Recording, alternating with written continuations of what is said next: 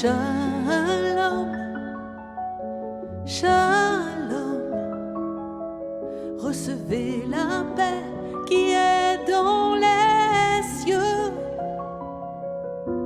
Shalom, shalom, recevez la paix qui est dans les cieux. Adonai Shammah, tu es ici. Adonai Rophé, tu me guéris. Adonai Tzidkenu, tu es notre justice. Notre Père qui es aux cieux, que ton nom est merveilleux.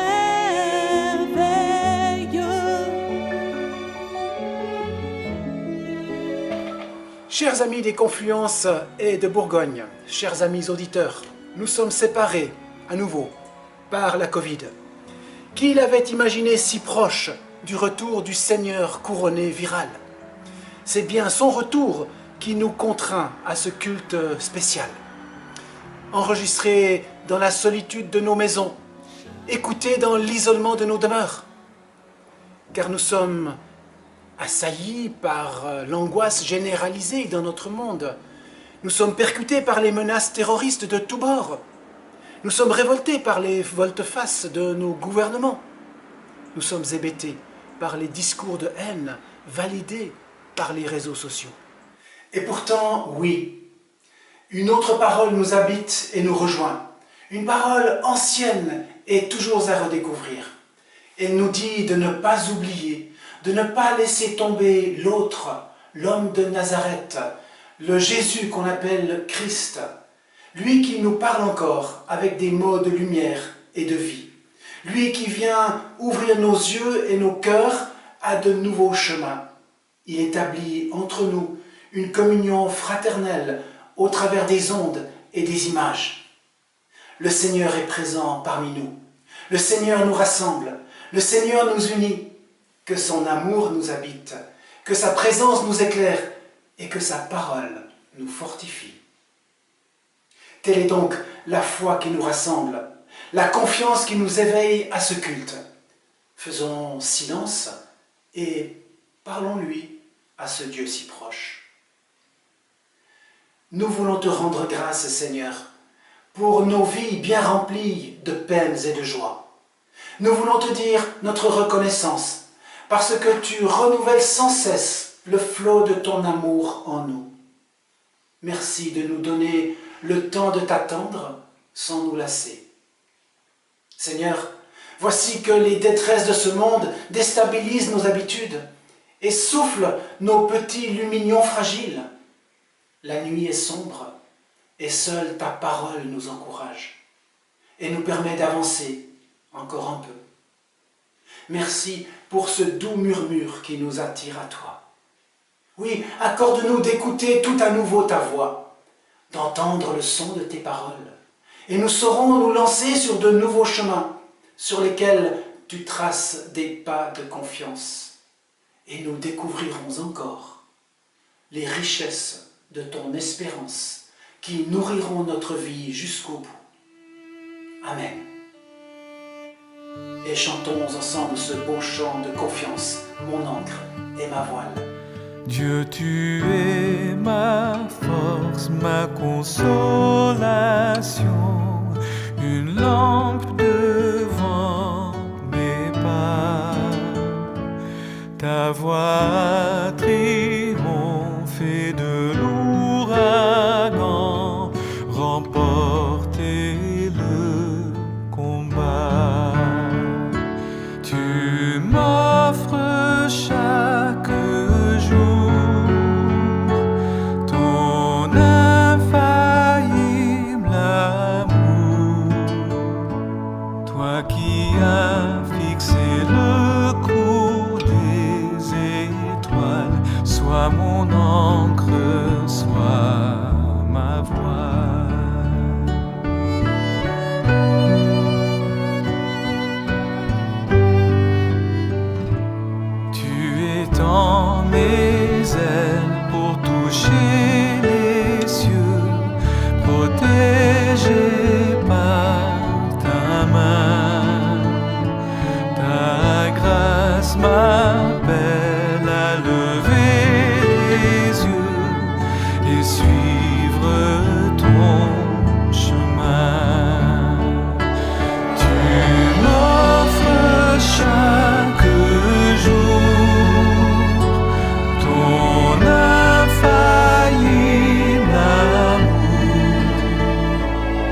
toi qui as fixé le cours des étoiles, sois mon encre, sois ma voix.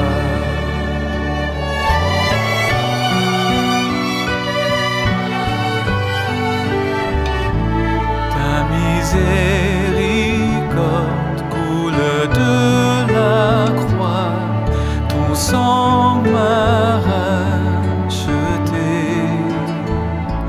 Tout ce que je suis me vient de toi, sans fin je te louerai.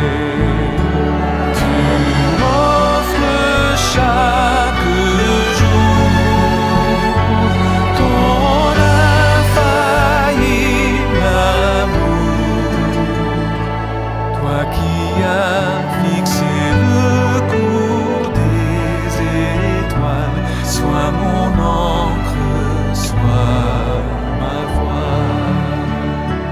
Toi qui as fixé le cours des étoiles, sois mon encre, sois ma voix.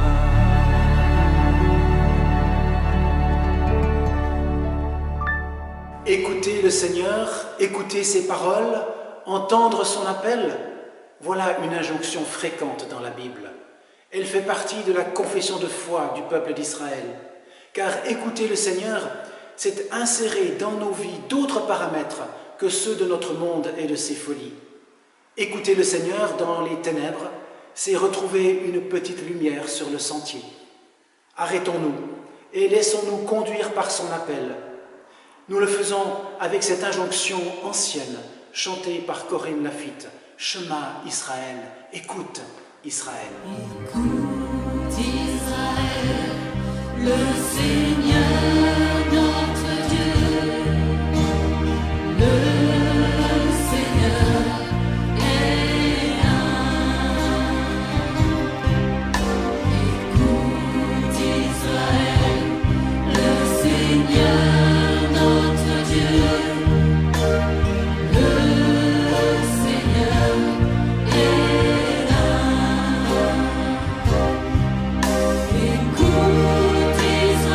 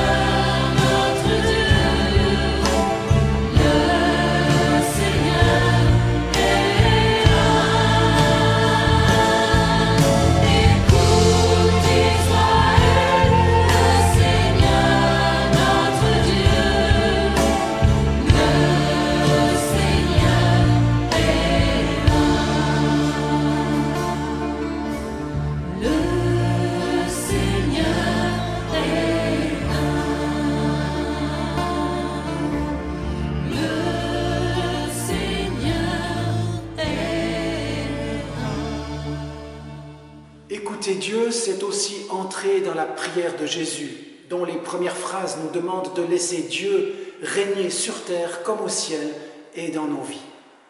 Nous allons l'apprendre maintenant et la chanter. Mais nous sommes encore une fois entraînés dans une autre écoute, dans la découverte d'une autre façon de dire cette prière. Car bien souvent, la parole du Seigneur, tout en nous consolant, nous ouvre un chemin inattendu et sollicite notre courage pour le suivre. Nous l'entendons en hébreu, la langue du Premier Testament, et cela nous renvoie au temps de Jésus pour la suite du culte.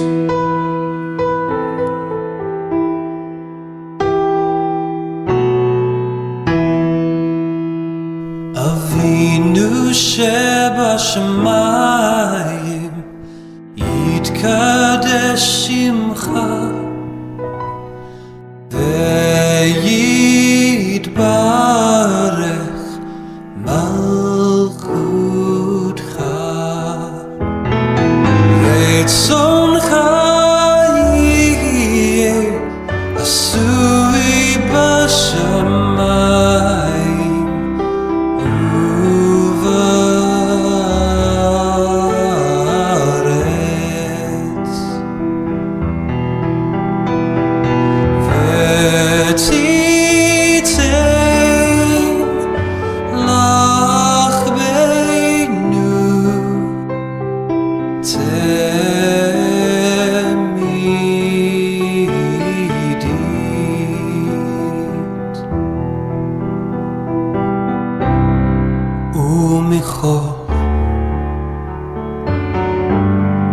Lanu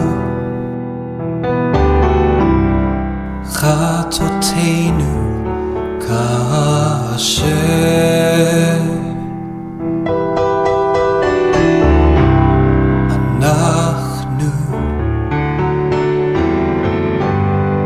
mochalim lachotim lanu Ve'el tevienu lidei niseyon ve'shomreinu mikora.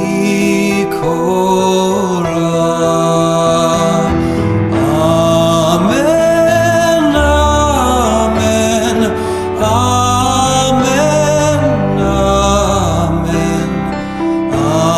Amen, amen, amen.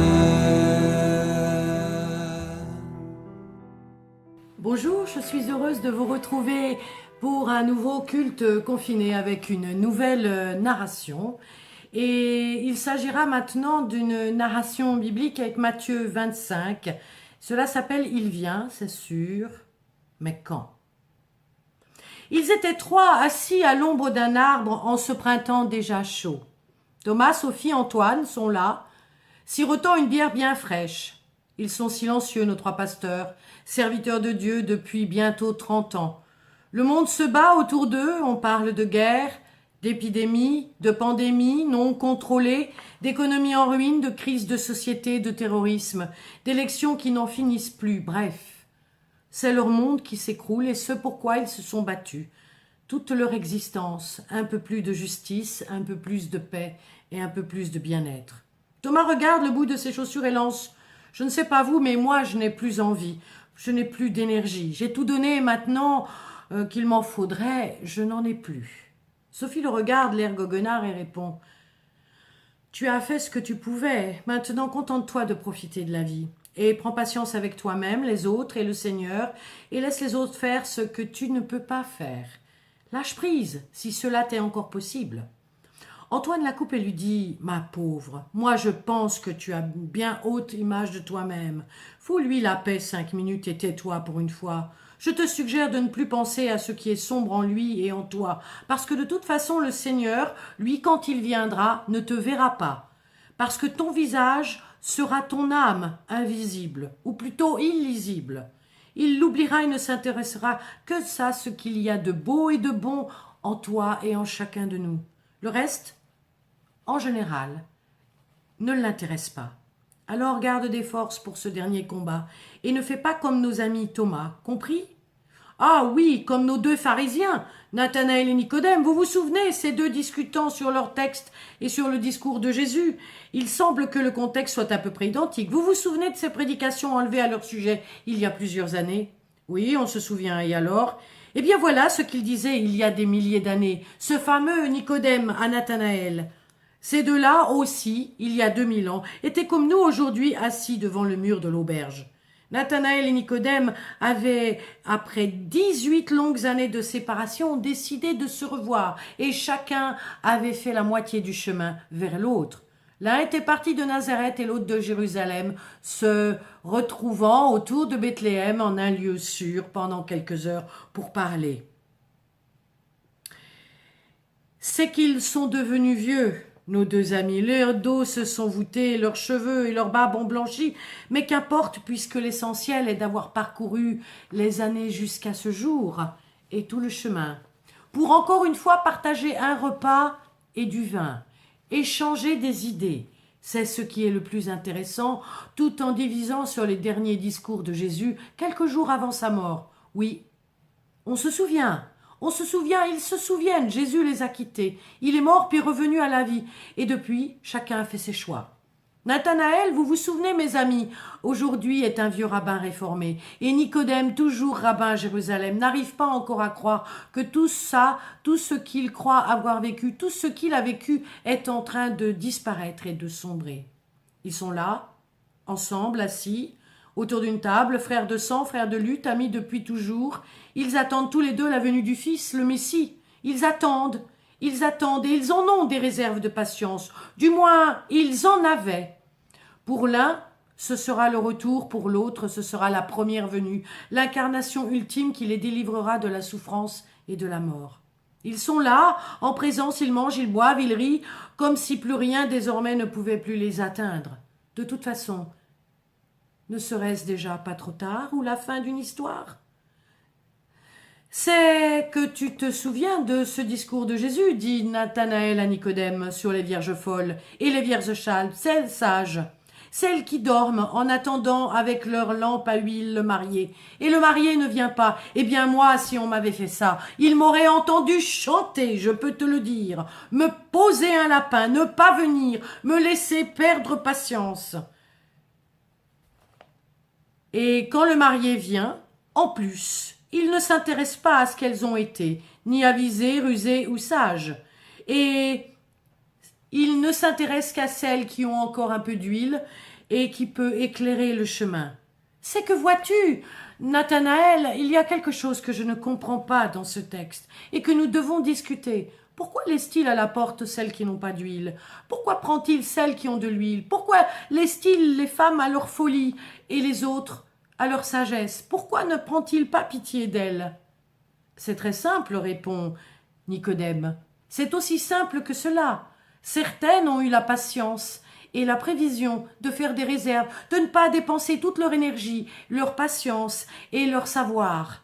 Elles ont économisé pour le moment où, sans doute, il viendrait. D'autres ont fait d'autres choix, ont décidé d'avoir le feu qui brûle à l'intérieur, de tout dépenser, de tout donner. À un moment, prises elles aussi par le sommeil, elles se réveilleront démunies de tout. Elles n'auront plus assez de lumière en elles pour éclairer. C'est que, vois-tu, il faut que chacun puisse laisser en soi monter la lumière pour être ces lampes que l'on met sur un meuble pour éclairer la famille et non pas sous le boisseau. Oui, je me souviens aussi qu'elles sont 10. 10, c'est le chiffre de la plénitude, un des chiffres en tout cas.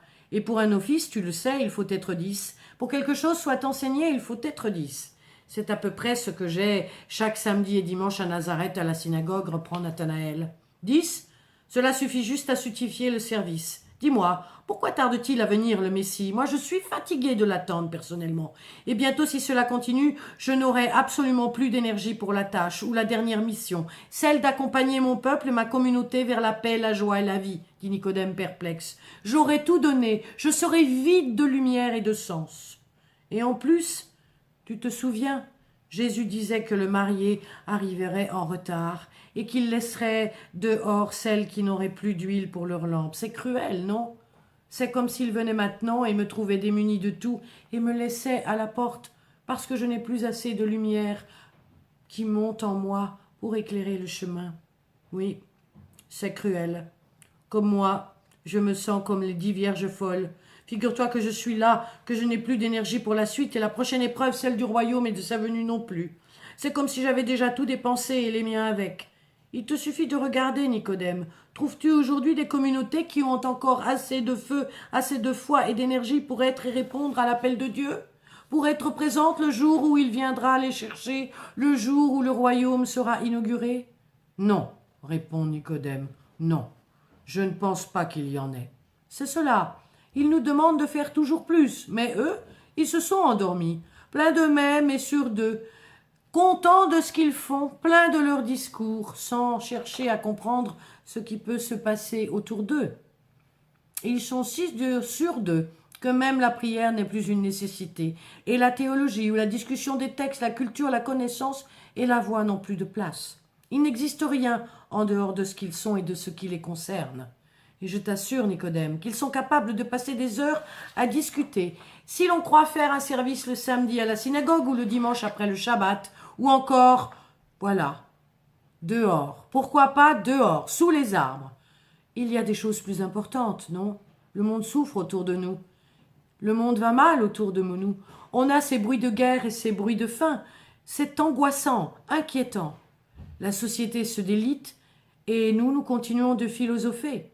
Crois-moi, quand il viendra, ils n'auront plus assez de salive ni de mots pour dire et accueillir le Fils et le royaume qu'il viendra inaugurer avec et pour eux. Et je te jure, si, je te le jure, que bientôt il ne nous restera même pas l'ombre ou la trace de nos pas dans la poussière du chemin. Rien, te dis-je, c'est à pleurer. Et puis bien sûr, lui, le Fils, il aura vraiment autre chose à faire que de nous prendre avec lui, puisque nous n'aurons plus rien à offrir, pas même de lumière. En tout cas, je n'aurai rien de mieux à lui offrir que ma panique, mon inquiétude, mon souci, ma peur de manquer. « Ah, me voilà beau, dit dans un souffle Nathanaël, épuisé. Là, il s'allonge sur un banc de l'auberge et fait le nez en l'air de réfléchir. Au bout de 5 minutes à peine, il dort. Il ronfle fort même. Nicodème, ne sachant trop comment réagir, s'installe à ses côtés sur l'autre banc et contemple les gens qui sont venus s'installer autour d'eux pour prendre un temps de pause ou une collation. Tout le monde parle fort, on boit, on mange, on se dispute, on discute. Certains vont passer la nuit là. Ils ont pris la route de Damas. D'autres sont des commerçants de passage. D'autres sont là simplement parce qu'ils vont passer les fêtes de Pâques à Jérusalem. Bien que cela soit la guerre, le pays vit comme il peut, parce qu'il faut être et continuer d'être, même si l'occupant romain préférerait vous savoir mort ou véritablement endormi, sans force et sans volonté, annihilé à la sienne. Nicodème sait, sent que le Fils vient bientôt, mais sans doute pas comme on l'a prévu et comme on l'a dit. Alors il s'économise, car il sait que bientôt ce pays va disparaître, submergé par des forces contre lesquelles, pour l'heure, il ne peut rien. Préserver sa vie, préserver sa foi, préserver ce feu qui brûle en lui, ne pas tout dépenser, être là debout. Pour le moment, il dort, il veille, à côté de son ami qui, lui, il le sait, est épuisé d'avoir voulu bâtir encore et plus, annoncer l'évangile tant et plus, dire qu'il fallait ressusciter avec le Christ, changer tout. Lui reste-t-il encore un peu de foi, un peu de force pour le monde qui vient ? Enfin voilà, il garde ses forces, celles de la connaissance, de l'énergie, de l'espérance et de la foi, car bientôt, sans aucun doute, c'est loin d'ici qu'il va falloir vivre et s'enraciner à nouveau. Enfin, si ce n'est lui, ce sera sa descendance, car personnellement, il se trouve trop vieux pour quitter le pays. Et puis c'est vrai que tout va mal, et de mal en pis, depuis que Jésus est mort, crucifié avec tant d'autres, et combien avec lui ont subi le même sort. Tout le monde est fatigué de lutter. Alors le vieux Nicodème s'économise comme quelques-uns, parce qu'il sait qu'il faudra toute l'espérance et tout l'amour, toute la force pour sauver ce qui pourra l'être encore. Et bien sûr, cela inclut ses amis, sa famille et son meilleur ami Nathanaël.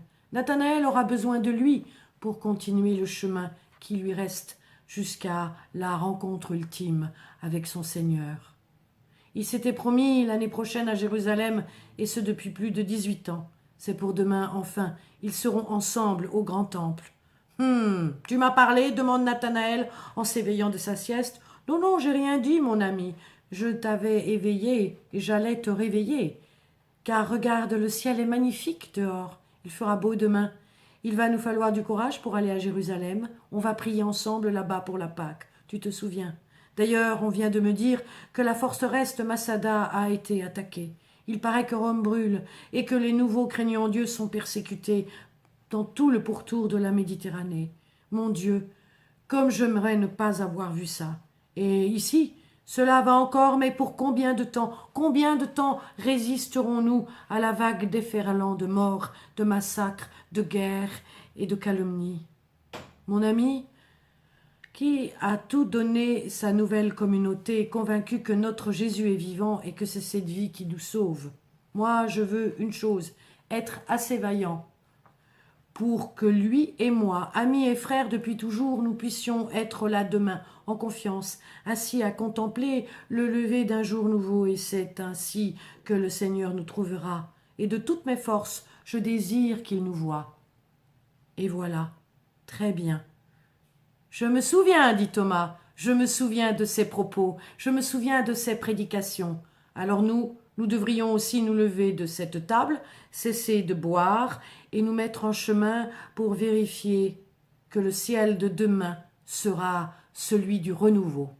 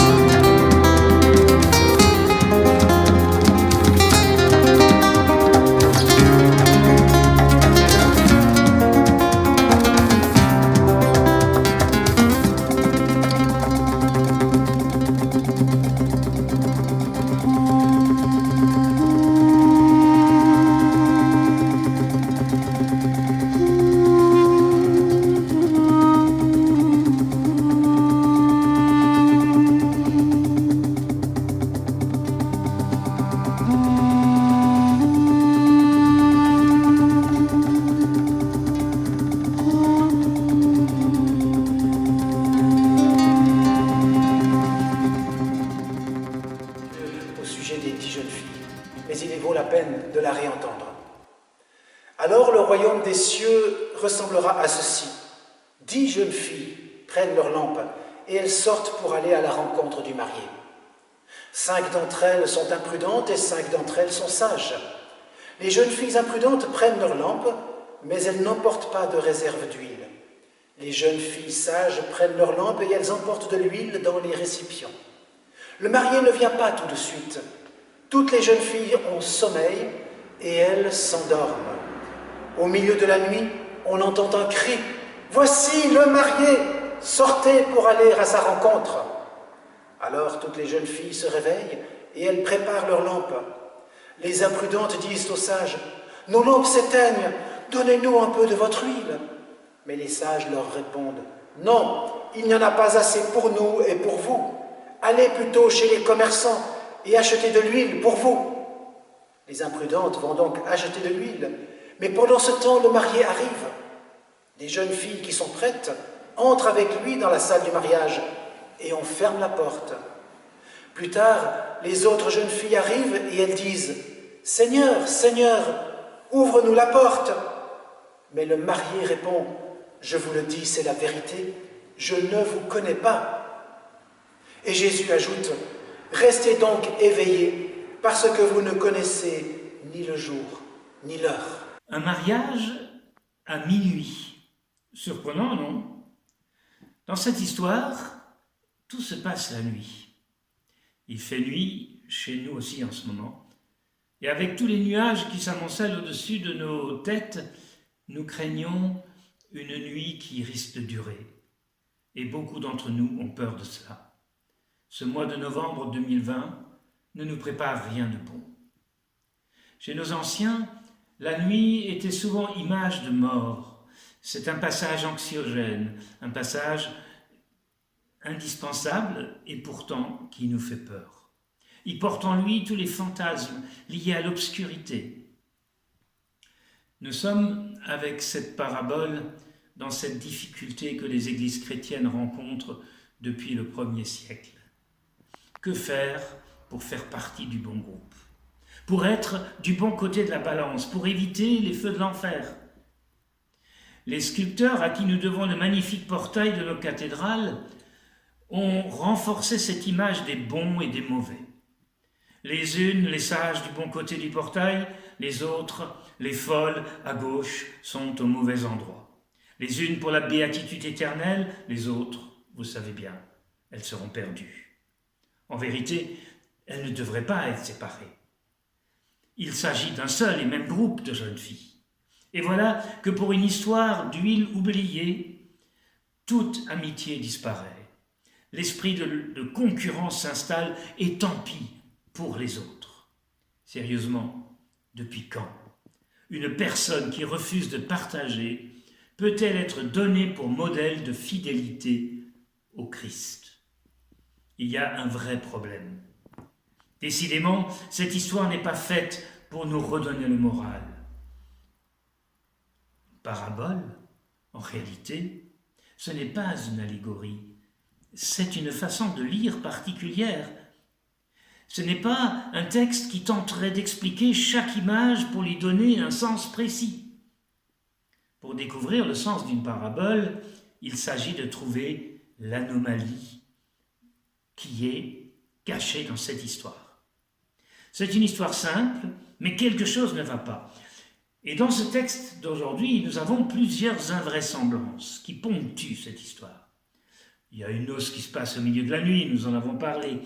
Une noce où tout le monde s'endort pendant tout un temps. Il y a bien un époux, mais il arrive en retard et il n'y a pas d'épouse. On va faire des achats à minuit pour rechercher de l'huile.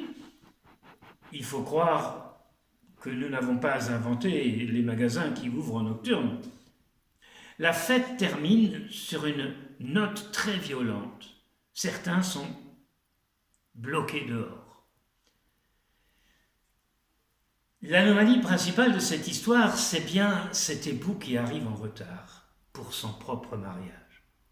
Matthieu a devant lui des communautés qui ne comprennent pas du tout ce retard, et soit s'en scandalisent, soit se découragent, soit surtout vivent en écervelés qui ne veulent pas tenir compte dans leur existence de ce retard. Ils font comme s'il arrivait tout de suite. Absorbées par l'imminence de ce retour, elles en oubliaient de vivre le présent et elles n'auront plus la force de vivre quand l'époux sera sur le point de venir. Elles attendaient toutes les 10 et elles se sont endormies toutes les 10. Les astucieuses deviennent celles qui n'ont pas pris à la lettre les paroles du Christ. Encore une anomalie. Puisque On attendait l'imminence du royaume. Elles prévoient que ça allait durer. Elles ont eu le machiavélisme de prévoir qu'il serait possible qu'un époux arrive en retard à ses noces. Elles ont prévu l'imprévisible. Nous sommes invités à prévoir l'imprévisible.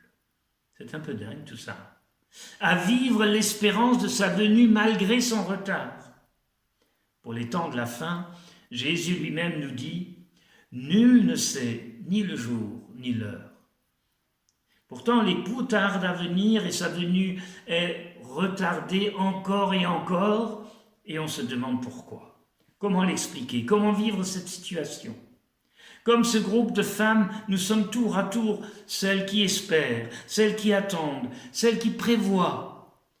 Il est vrai que la foi est parfois une école de patience, bien difficile.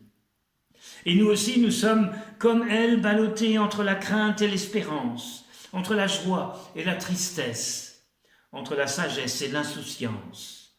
L'apôtre Paul, qui a lui aussi au début de son apostolat partagé cette attente de la parousie immédiate, dans l'épître aux Thessaloniciens, il parle de la venue du Christ rapidement dans sa génération. Il a réorienté son message vers l'espérance. Ne soyez pas abattus, dit-il, comme ceux qui n'ont pas d'espérance.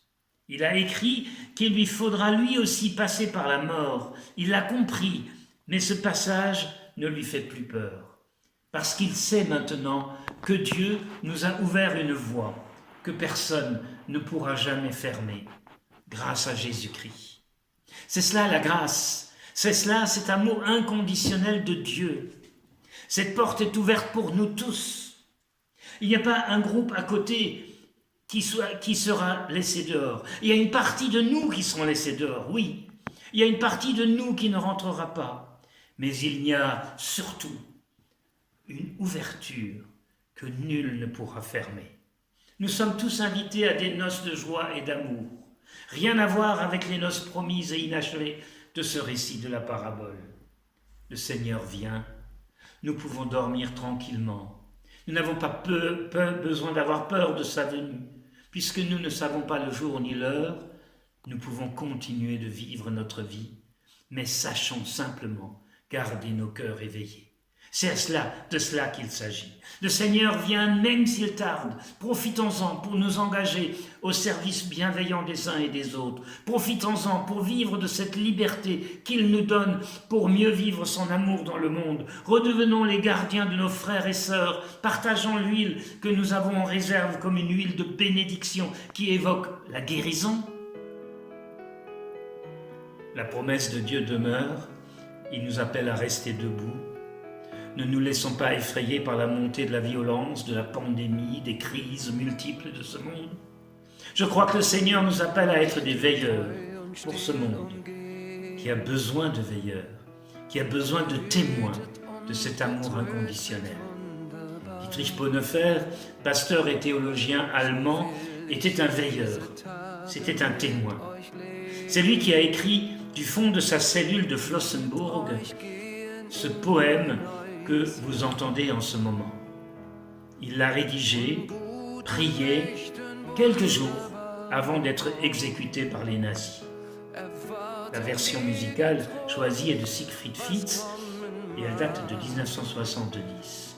La traduction pour la version française a été assurée par le pasteur Yves Keller.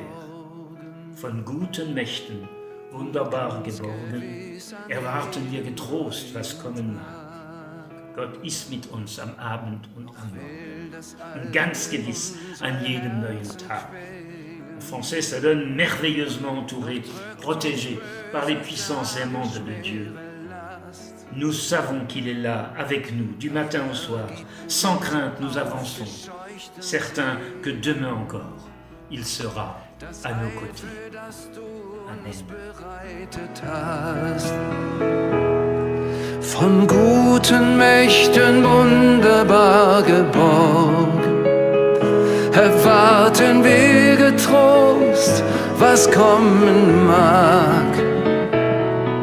Gott ist mit uns am Abend und am Morgen und ganz gewiss an jedem neuen Tag.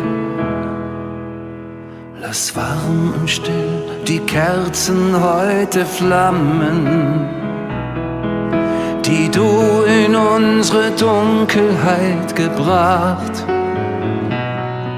Für wenn es sein kann, wieder uns zusammen. Wir wissen es, dein Licht scheint in der Nacht. Von guten Mächten wunderbar geborgen, erwarten wir getrost, was kommen mag. Gott ist mit uns am Abend und am Morgen und ganz gewiss an jedem neuen Tag. Von guten Mächten, treu und still umgeben, erwarten wir getrost, was kommen mag. Oui, merveilleusement entourés et protégés, nous attendons avec sérénité ce qui viendra. Ce texte est le dernier que nous ayons reçu de Dietrich Bonhoeffer avant son exécution le 9 avril 1945. Il a écrit quelques jours avant la fin de la guerre. Je voudrais maintenant vous inviter à entrer dans un moment de prière. Seigneur, nous voulons réapprendre la confiance. Cette foi qui nous assure que tu seras présent au-delà des nuages qui s'amoncellent dans notre monde. Cette foi qui nous permet de rester debout, comme Bonhoeffer nous l'a montré. Oui, nous recevons des nouvelles de plus en plus affligeantes de partout. Oui, nous pouvons aujourd'hui déposer tout cela devant toi. Nous t'apportons cette pandémie qui nous traumatise tous. Nous t'apportons les malades et les soignants, les mourants et leurs familles. Nous t'apportons tous ceux qui essaient de résister, de visiter, de rencontrer et de garder de l'humanité. Nous t'apportons tout ce qui encombre les médias et nous harcèle du matin au soir. Tout ce que nous entendons sur ce monde en Arménie. Nous t'apportons les Arméniens, ce peuple si lourdement attaqué depuis des siècles aussi, les Azériens, les Turcs, les Syriens. Nous t'apportons les Américains, républicains et démocrates. Nous t'apportons tous les hommes et femmes déboussolés, angoissés, révoltés.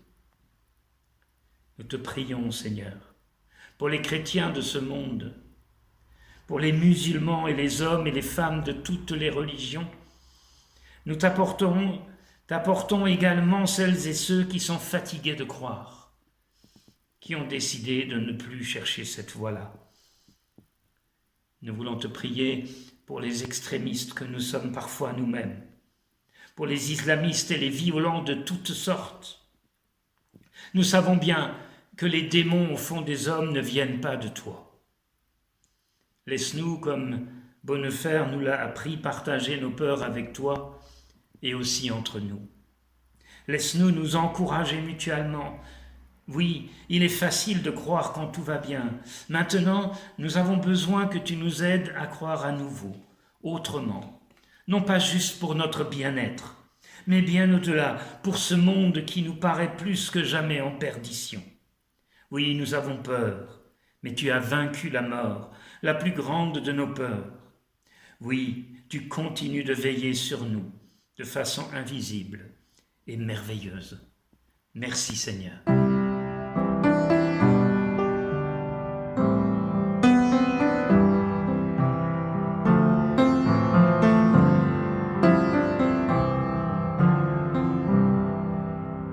Environné de calme et de puissance, gardez, consolez merveilleusement.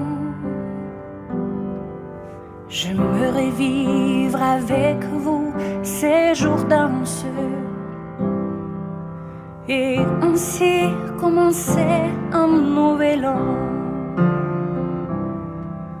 Environnés de forces merveilleuses, nous attendons en paix ce qui viendra.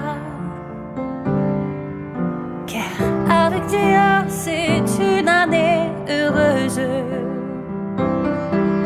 Un temps nouveau qui pour nous s'ouvrira. Nos cœurs en peine souffrent le martyre des jours mauvais et durs du monde ancien. Seigneur, accorde aux âmes qui chavirent le salut que tu as promis aux tiens. Quand tu nous tends la coupe des souffrances, remplie d'un fiel de deuil jusqu'à rabord, nous la prenons avec reconnaissance, car de ta main nous vient ce qui rend fort. Environnés de forces merveilleuses, nous attendons en paix ce qui viendra.